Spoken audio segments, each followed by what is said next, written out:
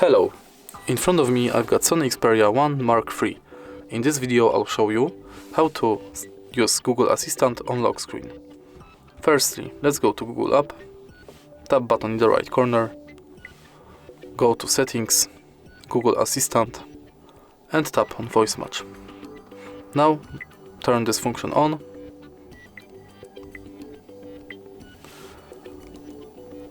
Go back and tap on lock screen. Make sure this function is also on.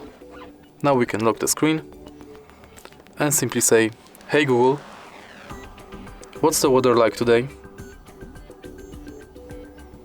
It's 14 and mostly cloudy. Today, it'll be partly cloudy, with a high of 16 and a low of 6. If you find this video helpful, please leave like, comment and subscribe.